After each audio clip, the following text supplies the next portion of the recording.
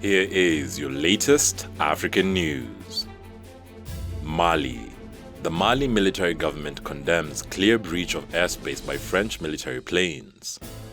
Mali's military government has condemned that it called a clear breach of its airspace by a French military aircraft this week, warning of potential consequences should such practices continue. Malian government spokesperson Colonel Abdoulaye Maïga stated that a complaint had been issued to France after one of its military planes traveled between Ivory Coast's capital Abidjan and the northern Malian city of Gao early this week. The French military plane had also switched off its transponder, preventing it from communicating with Malian aviation authorities, according to the statement. It added that government would refuse all responsibilities for the risks to which the perpetrators of this practice may be exposed in the event of further violation of Malian airspace. Rwanda and Burundi. Rwanda make progress in repairing strained relations.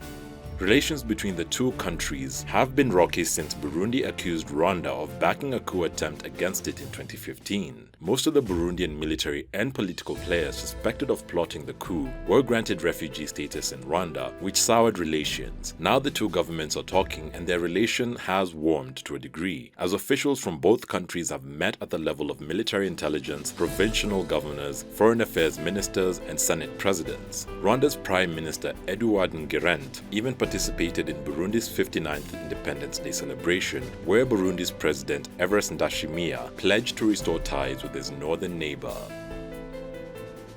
Democratic Republic of Congo. Rebel leader arrested in Congo. Ugandan military.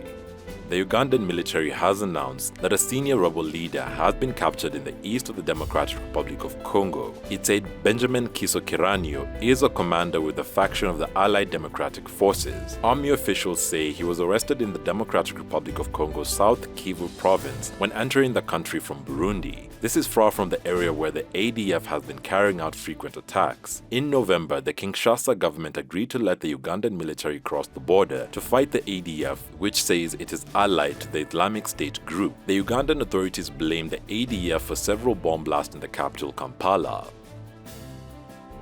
Nigeria. Nigeria lifts Twitter ban after 7 months.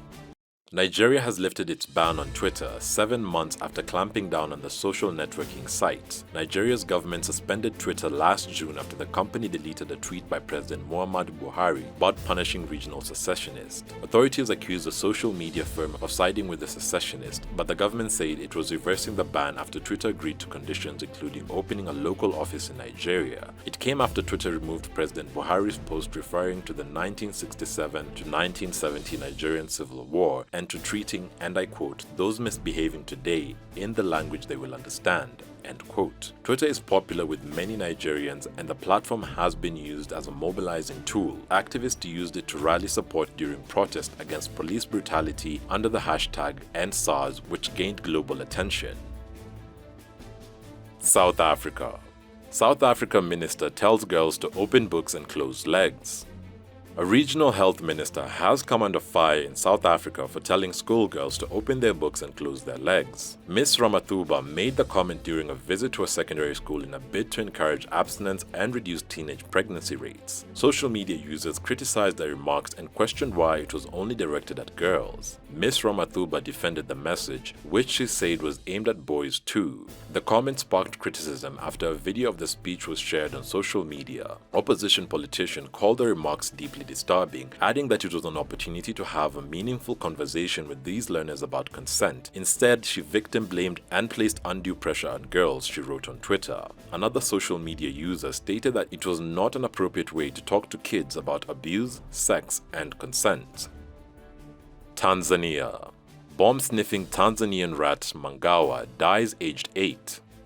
Magawa, the Tanzanian rat who was awarded a gold medal for his heroism in 2020 and retired from his job of detecting landmines in 2021, has died. In a career that spanned over 5 years, the rodent sniffed out 71 landmines and dozens more unexploded items in Cambodia. At the time of his retirement, Magawa had cleared more than 141 square meters of land, the equivalent of 20 football pitches.